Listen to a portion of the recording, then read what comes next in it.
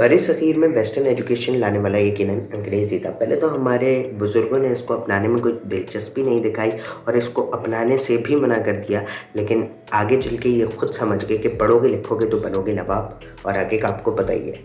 इसका असली क्रेडिट जाता है सर सैयद अहमद ख़ान को, जिन्होंने अलीगढ़ यूनिवर्सिटी और दीगर मुख्तलिफ काम करके मुसलमानों में पढ़ाई का जज्बा बढ़ा दिया। और यही पढ़ाई वक्त के साथ साथ इवॉल्व होते होते पार्टीशन के बाद पाकिस्तान पहुंच गई और मैट्रिक और इंटर की शक्ल में नमूदार हुई। और फिर पाकिस्तान में आया ए लेवल और ओ लेवल, और लोगों ने मॉडर्न एजुकेशन को अपनाने के चक्कर में मैट्रिक और इंटर को छोड़ दिया, और वक्त के साथ साथ इसका मयार भी गिरता गया। और आज हमें चीटिंग और सोर्स वाले केसेस में इंटर और मैट्रिक का नाम हर जगह सामने नज़र आता है। इसी से पता लगता है कि हर चीज़ का इवॉल्व होना कितना ज़्यादा ज़रूरी है। हमारी गवर्नमेंट ने हमारे मैट्रिक और इंटर सिस्टम को इतना अच्छे से इवॉल्व नहीं किया आगे मॉडर्न एजुकेशन के चलते, जिसकी वजह से हम एजुकेशन में पीछे रह गए। मैंने अभी रिसेंटली ओ लेवल किया है और मेरा रिज़ल्ट भी आया है, जिस वीडियो को देख के लोगों ने बहुत ज़्यादा सवालात का इजहार किया है, और ये वीडियो इसी मौजू को मद्देनज़र रख के बनाई जा रही है। इस वीडियो में मैं आपके तमाम सवालात के जवाबात देने वाला हूँ जो आप लोगों ने पूछे। तो लेट्स बिगिन। अस्सलाम वालेकुम ख़वातीन और हज़रात, आप सबका आज की वीडियो में भी तहे दिल से खुशामदीद।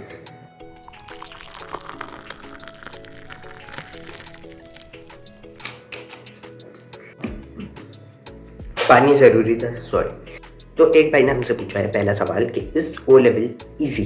तो इसका जवाब ये है कि it is not very easy. अगर आप मैट्रिक से कंपेयर करते हो तो it is not very easy for you. So दरअसल इसकी कुछ वजूहत हैं। एक तो हम एशिया की सबसे ज़्यादा डिफ़िकल्ट मैथ्स पढ़ाई जाती है ओ लेवल में। सिलेबसिटी वाली जो है ये इतनी आसान नहीं है। मतलब अगर आपकी बेस ओ लेवल स्कूल की बनी हुई है, मिडिल सेक्शन आपने किसी ओ लेवल स्कूल में पढ़ा है 6, 7, 8, 1, 2, 3, 4, तो आपने उस हिसाब से फिर मैथ्स उस हिसाब के ट्रिकी क्वेश्चन से आप गुजरे हो, जिस पे आप आगे जाके सक्सीड कर सकते हो। लेकिन अगर आपका पूरा बैकग्राउंड जो है मैट्रिक की तरफ से आया है या गवर्नमेंट किसी स्कूल से आया है, तो आगे जाके आपको प्रॉब्लम फेस करनी पड़ेगी। तो ज़ाहिर सी बात है, क्योंकि आपकी बेस उस हिसाब की नहीं बनी हुई। तो अगर आपकी बेस स्ट्रॉन्ग है तो may be it would be very easy for you, लेकिन अगर नहीं है सो आई वोंट रिकमेंड कि आप मैट्रिक सिस्टम से उठ के एकदम से वो लेवल में आ जाओ, तो वो आपके लिए थोड़ा सा डिफ़िकल्ट हो जाएगा। ऑल्दो अगर आप ट्यूशन्स जो है वो लेते हो 2 साल या 3 साल प्राइवेटली, फिर आप प्राइवेटली ही अपेयर हो जाओ, क्योंकि स्कूल जो है अगर आप अपनी एज से पीछे जाओगे 7, 8, तो आपको यानी टाइम बहुत ज़्यादा आपका खिंचेगा। या फिर आप ऐसा भी कर सकते हो कि फिर आपको 6 से जाना पड़े, तो 6 से तो आपको ज़ाहिर सी बात है आपकी एज अब बड़ी है, तो आप 6 की तरफ तो जा नहीं सकते। सो इसीलिए प्राइवेट करना फिर आपके लिए एक बेटर ऑप्शन है, क्योंकि इस्लामिक वगैरह भी काफ़ी ज़्यादा लेंदी होता है। आप मैट्रिक का सिलेबस या कोई और सिलेबस उठा लो, उसमें छोटा होता है, इसमें काफ़ी ज़्यादा लेंदी जो है आपको लिखना होता है और रेफरेंसेस वगैरह सब चीज़ें देख के। तो it is not very easy for you अगर आपकी बेस स्ट्रॉन्ग नहीं है। लेकिन अगर आप उसी बेस से बिलोंग कर रहे हो और आपने अच्छा वेल स्कोर्ड आप जा रहे हो, टाइम टू टाइम पढ़ रहे हो, सेल्फ स्टडी को टाइम दे रहे हो, तो आपके लिए ईजी होगा। लेकिन अगर आप ज़्यादा कोचिंग्स वगैरह के चक्कर काट रहे हो, आप ज़्यादा देर कोचिंग्स वगैरह में लगा रहे हो और सेल्फ स्टडी कम कर रहे हो, तो आपके लिए फिर आगे जाके मुश्किल हो सकता है। दूसरा सवाल भी इन्हीं भाई ने हमसे पूछा है कि आप कितने घंटे पढ़ते थे। तो अगर मेरा देखा जाए तो ऐसे मैं पूरे साल तो नहीं पढ़ता था। मतलब स्कूल में जो पढ़ाया जाता था मैं उसको समझ के आ जाता था, और आई वॉज सबसे ज़्यादा स्टडिंग जो था मेरा सब्जेक्ट वो मैथ्स था। तो मैथ्स को मैं दिन में तकरीबन 2 घंटे तो मैं पढ़ ही रहा था ट्यूशन जाके, और उसको सॉल्व करता ही था मैथ्स के क्वेश्चन को। सो इसके मैथ्स में, क्योंकि मैं कोविड की वजह से बहुत ज़्यादा वीक हो गया था, क्योंकि कोविड में क्लासेस चल रही थी और उसमें ऑनलाइन में कभी कभार ऐसा होता है समझ नहीं आ रहा होता, ये कभी कुछ परेशानी हो गई, सफाई होनी है वो, तो बहुत ज़्यादा डिस्टर्बिंग होता था, नेट प्रॉब्लम हो गई वो। तो समझो 8 क्लास की जो मैथ्स है वो मुझे समझ आई नहीं थी। फिर मैंने जो है ट्यूशन जाके 9 के साथ साथ सारा पीछे का कवर किया, क्योंकि मुझे बेसिक तो पता थी ना, तो इजीली कवर हो गया वो। और फिर मैंने मैथ्स को रोज़ 2 घंटे दिए, तो मैथ्स को टाइम दिया मैंने। लेकिन और सब्जेक्ट को मैंने पेपर से ही पहले टाइम दिया, तकरीबन पेपर से 1 दिन पहले या 1 हफ्ते पहले। एस्टिमेटली आप लगा लो, एक पेपर जिस दिन होता था उससे 1 दिन पहले अगर मैं पढ़ता था तो मैं 10-12 घंटे पढ़ता था। लेकिन अगर आप 2 घंटे रोज़ डिफरेंट सब्जेक्ट, मैंने तो सिर्फ मैथ्स पढ़ा था क्योंकि मेरे केस में मैथ्स वीक थी मेरी। अभी ए स्टार है लेकिन। तो अगर आप सारे जो है उनको रोज़ 2 घंटा या 3 घंटा आप दे देते हो, ईज़िली आपके ए स्टार पक्के हैं। और जिस सब्जेक्ट में वीक हो उसको थोड़ा सा ज़्यादा टाइम दे दो, तो इसमें ऐसी बात नहीं है। एक क्वेश्चन हमें आया है कि मैं कौन से स्कूल से पास आउट हूँ। सो मैं जो हूँ वो बिगिन हाउस स्कूल सिस्टम से मैंने पढ़ा है और ओ लेवल वहाँ से किया मैंने। बेसिकली पहले तो एक और स्कूल में पढ़ा, प्रोग्रेसिव पब्लिक स्कूल था एक, उसका पता नहीं नाम भी नहीं है मेरे ख्याल में। तो उसमें मैंने पढ़ा था ग्रेड 1 से लेके ग्रेड 4 तक, और फिर 5 से लेके मैंने पढ़ा 11 तक बिगिन हाउस में। और अभी आगे कॉलेज का नहीं पता कि मैं क्या कर रहा हूँ, मे बी बिगिन हाउस ही पढ़ रहा हूँ मेजॉरिटी। ओके, सो अब हमारे पास नेक्स्ट क्वेश्चन है वो है, can you explain how O levels equivalence is made. तो इक्विवेलेंस का मतलब होता है कि आप मैट्रिक को, अगर आपको किसी यूनिवर्सिटी में जाना है तो आपको अपने ग्रेड्स जो है वो मैट्रिक के इक्विवेलेंट करना पड़ता है। ए लेवल को इंटर के लिए इक्विवेलेंट के बराबर करना पड़ता है, तब जाके आपको वो उस परसेंटेज पे लेते हैं। जैसे हर एक का अलग क्राइटेरिया होता है कि 65% पे कोई लेगा, कोई 75 पे लेगा यूनिवर्सिटी, और बाहर जाने के लिए अलग क्राइटेरिया होता है। तो इसीलिए हमें इक्विवेलेंस करनी पड़ती है, और इसको इक्विवेलेंट करने के लिए ए स्टार 90 या अबव मार्क्स के ऊपर होता है, और ए 85, बी 75, सी 65, 55, डी और ई जो है वो 45 यहाँ सब लिखा हुआ है। इस पे डिपेंड करता है। अगर आप जैसे एक पेपर में आपका ए स्टार आया है, दूसरे पेपर में आपके टोटल लगा लो 2 ए हैं, अगर 3 बी हैं तो 3 बी मतलब आप 75, 75, 75 जमा करोगे। आप ए के लिए आप 85, 85 जमा करोगे, सबको आपस में ऐड करोगे और डिवाइड कर दोगे 500 से, क्योंकि 5 सब्जेक्ट है। तो जो आपकी परसेंटेज निकलेगी वो मैट्रिक के इक्विवेलेंट हो जाएगी। तो this is how equivalence is made जी। तो अब एक भाई का क्वेश्चन है कि I got 78% in O level English language and missed out on an A for 2 marks, got 61 according to the raw marks and 63 is the threshold for an A. Should I appeal for a recheck? तो इस question का simple answer है recheck नहीं। Recheck is always lesser than retake. आप retake दे दो। Recheck में फिर रिस्क है कि आपका ग्रेड सही बनता है नहीं बनता, अक्सर औकात पेपर में मसला हो जाता है, कभी पैराग्राफ का कभी किसी चीज़ का। तो रीचेक से बेहतर है आप रीटेक दे दो, इतना कोई फ़र्क नहीं होता, 4-5 हज़ार का ही फ़र्क होता है। तो आप रीटेक दे दो, that will be more efficient. Retake देना बेहतर है, रीटेक देना चाहिए। सो अब जो क्वेश्चन है वो है, क्या ओ लेवल में डिप्रेशन होता है? नहीं, बिल्कुल भी नहीं होता। एटलीस्ट मुझे तो बिल्कुल भी नहीं हुआ, बस थोड़ी सी हेयर लाइन पीछे चली गई, लेकिन ये डिप्रेशन में नहीं आता। सॉरी भाई, आपके अपने ऊपर है भाई। अगर आप पढ़ाई को लेकर सीरियस हो, आपको अच्छे ग्रेड चाहिए, डेडिकेटेड, कोई आपको अपना खुद के बलबूते पे कुछ करना है, तो आपको ऑब्वियसली डिप्रेशन होगा, क्योंकि आपको पढ़ना होगा। जब आप पढ़ोगे तो आपको डिप्रेशन तो होगा। लेकिन अगर आपको वालिद साहब का बिजनेस संभालना है तो फिर डिप्रेशन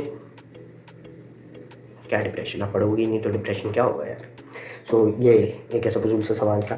खैर, अगर हमें दोबारा, ओह माय गॉड इतना नीचे आ गया मैं। अच्छा, from where did you study English and mathematics? Okay, so mathematics जो है मेरे घर के पास एक कोचिंग थी, मैंने उधर से पढ़ा, और इंग्लिश मैंने खुद ही पढ़ा। मैंने सारे सब्जेक्ट खुद पढ़े हैं, बस मैथ्स कोचिंग से पढ़ा है। अच्छा, इंग्लिश का थ्रेशोल्ड लो था, मैंने सोचा था वो तो अपना बता रहा। सॉरी भाई। क्वेश्चन पे अब हम चलते हैं नेक्स्ट। अब हमारे पास नेक्स्ट क्वेश्चन है कि अगर हमें दोबारा पेपर देना हो तो कितने पैसे लगते हैं? बेसिकली ओ लेवल में पाउंड्स के हिसाब से होता है, तो अगर आपका कन्वर्जन रेट में पाउंड ऊपर जाएगा तो ऑब्वियसली पैसे भी ऊपर जाएंगे। जैसे हमने पिछले साल अगर पेपर दिया था, आई थिंक वो 24,000 या 21,000 कुछ ऐसा था, शायद 24,000 था, 23,000 24,000 का था। लेकिन इस बार जो हमने पेपर दिया था मई जून में, वो 27,000 का एक पेपर था, और साइंस वाले सब्जेक्ट के लिए ज़्यादा होता है, जिसमें लैब चार्जेस तो नहीं, लेकिन 3 पेपर होते हैं, 3 पेपर होता है ना, तो उसके लिए थोड़े से चार्जेस ज़्यादा होते हैं। तो वो पेपर 31,000 का था, फिजिक्स और केमिस्ट्री का। बाकी सबके 27,000 का। अभी जो अक्टूबर नवंबर में आएगा उसमें मेरे ख्याल में बढ़ के आएंगे, या अगर पाउंड नीचे चला गया होगा तो वो भी नीचे चला जाएगा। तो ये तो कन्वर्जन रेट पर डिपेंड करता है। और दूसरा क्वेश्चन है, क्या हमें ओ लेवल के बाद एफएससी करना चाहिए? ओ लेवल के बाद एफएससी आपको करनी चाहिए। ये क्वेश्चन अच्छा क्वेश्चन है। एफएससी आप सिर्फ तब करो जब आपको मेडिकल में जाना है। ओ लेवल के बाद एफएससी करने में तब फ़ायदा है क्योंकि आपके ग्रेड इक्विवेलेंट होंगे सीधा सीधा जाके इंटर से। तो एफएससी के ग्रेड ही इक्विवेलेंट होने हैं ए लेवल में, तो ए लेवल की बायो वगैरह थोड़ी सी मुश्किल हो जाएगी। तो बेटर ऑप्शन आपके लिए यही है कि आप जो है वो ओ लेवल के बाद एफएससी कर लें। अगर मेडिकल में जाना है तो इस केस में कॉमर्स या कुछ और इंजीनियरिंग वगैरह वाली फील्ड में जाना है तो आई डोंट थिंक आपको करने की ज़रूरत है, क्योंकि आप फिर एक्सेस चीज़ें भी सीख जाओगे जो आगे आपको यूनिवर्सिटी में सीखनी है, तो मतलब ईजी हो जाएगा आपके लिए। ए लेवल और ट्रेंड भी एफएससी का कम हो गया है। सिर्फ मेडिकल के केस में इट इज़ अच्छा आइडिया, ये इट इज़ इम्पॉर्टेंट कि आप दे दो। It is not important. सिर्फ मेडिकल के मामले में इट इज़ एफिशिएंट, अगर आप ये दे दोगे, बाकी सब में इतनी कोई प्रॉब्लम नहीं है। सो आज का लास्ट क्वेश्चन हमारा ये है, मैं चेयर ऊपर कर लूँ, कि इस साल जो मार्किंग हुई थी वो अनफेयर थी या नहीं थी, क्योंकि इनको अगले साल अपेयर होना है, या लोग ऐसे ही रोना धोना मचा रहे थे। तो ऐसे ही तो नहीं मचा रहे थे रोना धोना, क्योंकि मुझे पता है मार्किंग, मुझे जो लगता है मेरी नज़र में अनफेयर थी। बिकॉज अगर मैं बात करूँ सी की इंग्लिश में, तो इंग्लिश में सी बन रहा था थ्रेशोल्ड के हिसाब से 100 में से 40s में से कुछ, सही है। तो यहाँ मैं स्क्रीनशॉट लगा दूंगा थ्रेशोल्ड का, तो 40s में से कुछ, मतलब अगर मैं स्कूल के हिसाब से देखता तो यू बनता। और मैंने पास्ट पेपर्स वगैरह बहुत ज़्यादा किए, और मेरा चेक जो टीचर्स ने किया कभी भी यू नहीं बना, हमेशा बी बनता था, या ए चलो रेयरली बनता था लेकिन ए बन जाता था। और ए पे 71 पे है, तो मेरा 70s में ए स्टार 71 पे है, तो मेरा 70s के अंदर जाकर बी बनता था। तो मेरा सीधा सीधा मुझे जो लगता है वो ए स्टार था। और कुछ बच्चे मेरे सराउंडिंग में ऐसे थे जिनका ई आता था और उनका ए स्टार आया, और कुछ ऐसे भी थे जिनके मेरे बराबर बराबर आता था, यानी एक आध मार्क कम आता था और उनका ए स्टार आ गया और मेरा नहीं आया, क्योंकि मैं कभी फेल नहीं हुआ। और सी जिस पे बनना है वो स्कूल के हिसाब से अगर देखा जाए तो फेल है। तो ग्रेडिंग कहीं ना कहीं तो अनफेयर थी, ये बात तो सच है। दूसरी चीज़, मेरा केमिस्ट्री में भी बी था, और केमिस्ट्री में भी बी ऐसे ही बन रहा था जैसे समझो स्कूल के हिसाब से वो डी ई बन रहा हो। और इस पे चलो हम फिर भी कॉम्प्रोमाइज़ कर सकते हैं, क्योंकि B is not a bad grade, और बी इतना बुरा नहीं होता compare to A, compare to सी।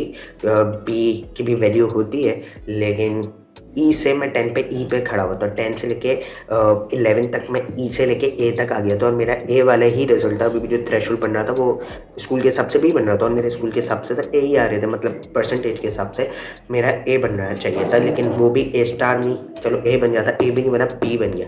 तो कहीं ना कहीं तो अनफेयर थी, ये बात सच है। अब आज के तो हमने सारे क्वेश्चन दे दिए, इंशाल्लाह ताला अगली वीडियो में हम मिलेंगे। और अगर आप में से किसी के कोई क्वेश्चन हैं तो नीचे कमेंट डाउन कर दो, जितने कर सकते हो। इसका दूसरा पार्ट भी बना दूंगा, मसले की बात नहीं है। अल्लाह हाफ़िज़।